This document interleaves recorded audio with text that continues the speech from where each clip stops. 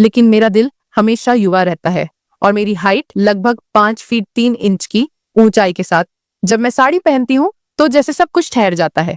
मेरी सुंदर रंगत पर जब सूरज की किरणें पड़ती हैं तो लगता है मानो मैं एक चांदनी रात में घूम रही हूँ।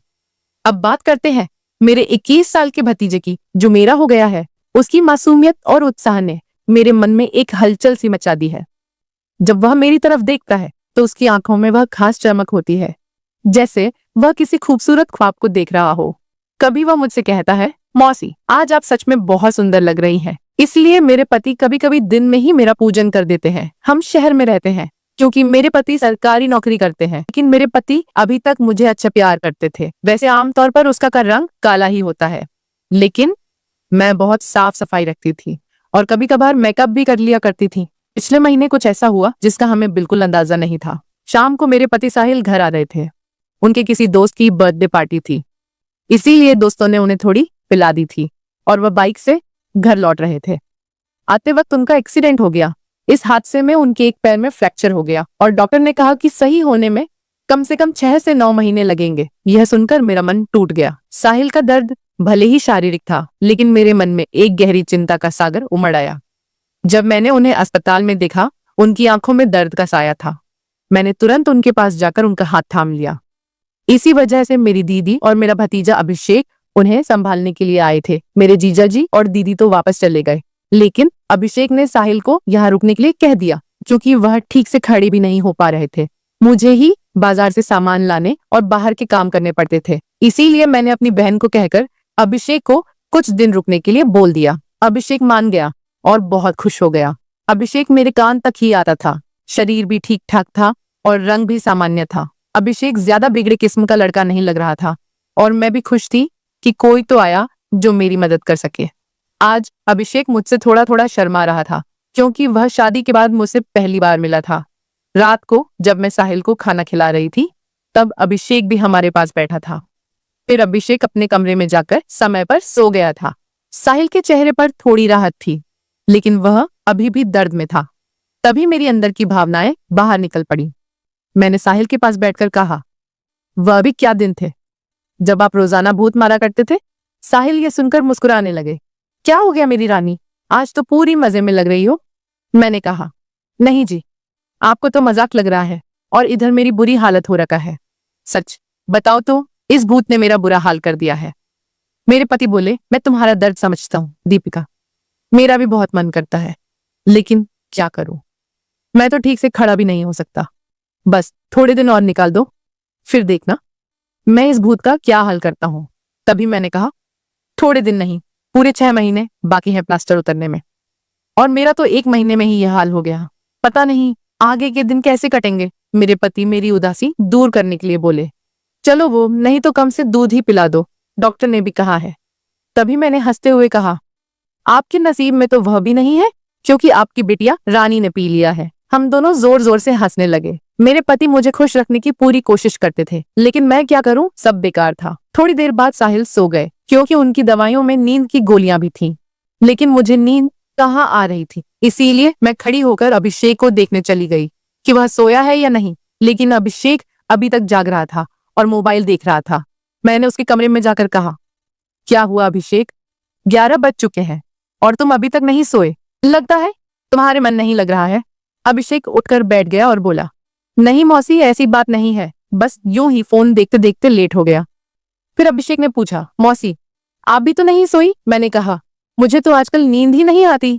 अभिषेक ने पूछा, क्यों, क्या बात हो गई। मैंने हंसते हुए कहा, नहीं नहीं, वह मैं तुम्हें नहीं बता सकती। जब तुम्हारी शादी होगी तो तुम्हें खुद ही पता चल जाएगा। मेरे मुंह से ऐसा सुनते ही अभिषेक ने अपनी नजरें नीचे झुका ली और अंदर ही अंदर मुस्कुराने लगा। तभी मैंने कहा, अरे तुम तो इतनी सी बात पर शर्मा गए। अच्छा बताओ, अभी तक कोई लड़की पटाई है या नहीं। अभिषेक कुछ नहीं बोला, उसे अभी भी शर्मा रही थी। तभी मैंने उसका हाथ पकड़ा और कहा, अरे पागल, अपनी मौसी से इतना मत शर्माओ। वह धीरे से बोला, मौसी सच बताओ तो ऐसी बातें मैंने अभी तक अपने दोस्तों से भी नहीं की हैं। मैंने कहा, अच्छा तो मुझे अपना दोस्त ही समझ लो ना, क्योंकि मुझे ऐसी बातें करने में बहुत मजा आता है। अभिषेक ने कहा, हाँ मौसी, एक थी, लेकिन उसने अभी मेरे से दोस्ती तोड़ दी है। मैंने पूछा, तुमने उसकी पिटाई तो कर दी होगी ना। अभिषेक बोला, नहीं मौसी, सच बताऊं तो मैंने उसे ढंग से टच भी नहीं था। मैंने मुंह बनाते हुए कहा, तुम तो बड़े भोले हो अभिषेक।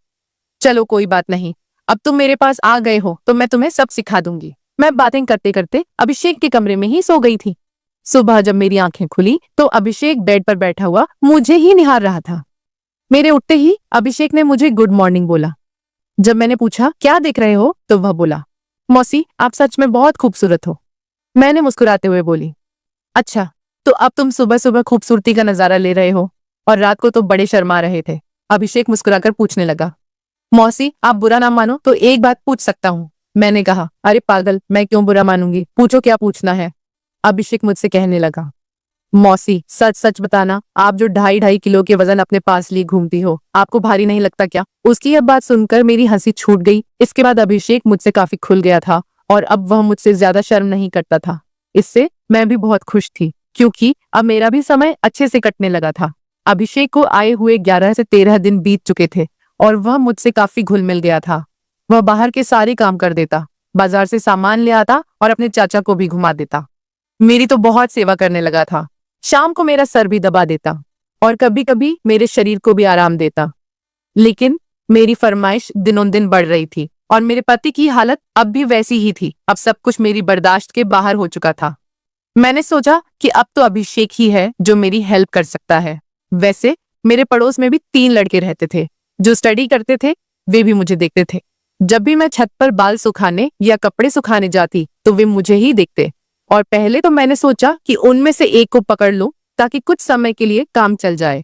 लेकिन फिर मैंने सोचा कि मैं इस घर की इज्जत हूं और कल को पता नहीं इनमें से कौन मुझे या मेरे पति को बदनाम कर दे।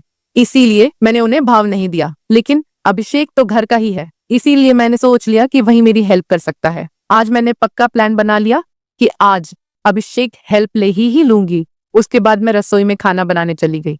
जैसे ही अभिषेक नहाकर फ्रेश होने के बाद रसोई में आया, मैंने दूध निकालने का बहाना बना दिया। मैं रसोई घर में ही लोटे से दूध निकाल रही थी। मेरी बेटी अभी नानी के घर गई हुई थी क्योंकि घर में उसे संभालने वाला कोई नहीं था, इसलिए अब बाकी का दूध निकालना पड़ता था और घर में मेरे पति और अभिषेक के अलावा कोई नहीं था, तो मुझे डर भी नहीं था। जैसे ही अभिषेक अंदर आया वह मुझे देखकर एकदम घबरा गया और कहने लगा, सॉरी मौसी मुझे माफ कर दो। मैंने देखा नहीं और बाहर जाने लगा। तभी मैंने उसे रोक लिया। अरे अभिषेक क्या हुआ, कोई बात नहीं, अंदर आ जाओ, अभिषेक बोला। अरे मौसी ऐसे में अंदर कैसे आऊं, मैंने कहा। ऐसे वैसे मत करो और जल्दी से आकर मेरी मदद करो। अभिषेक का मन भी कर रहा था लेकिन मैं उसकी मौसी थी, इसीलिए वह थोड़ा अनकंफर्ट फील कर रहा था। फिर मैंने उससे कहा, अरे इतना क्या शर्मा रहे हो, अब जल्दी से आओ और मेरी मदद करो। धीरे धीरे अभिषेक रसोई में आ गया और पास आकर खड़ा हो गया।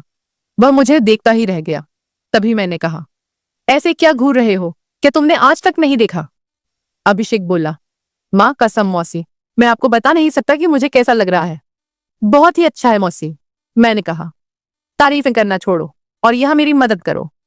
तभी अभिषेक बोला, मौसी मुझे नहीं आता कैसे करना है। तो मैंने कहा, अरे बुद्धू इसमें कुछ नहीं करना, ये लो पकड़ो और बस धीरे धीरे निकलो। थोड़ी देर बाद जब अभिषेक के हेल्प में हाथ तेज होने लगे तो मैंने सोचा कि अब मेरा आगे झुककर सही से काम करने का समय है। मगर जैसे ही मैं झुकने लगी तो देखा कि अभिषेक का काम तो पहले ही खत्म चुका है। उसे देखकर मेरा मन बहुत उदास हुआ, लेकिन फिर भी मेरी हंसी निकल ही पड़ी।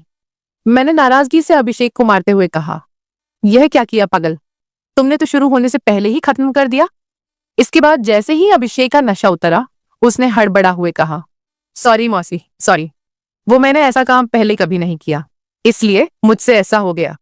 मैं अभी जाकर साफ करके आता हूँ। और उसने मेरी एक भी बात नहीं सुनी और तुरंत रसोई में से चला गया। मैंने भी उसे ज्यादा रोकने की कोशिश नहीं की क्योंकि मैं समझ चुकी थी कि यह उसके लिए इतना आसान नहीं होगा।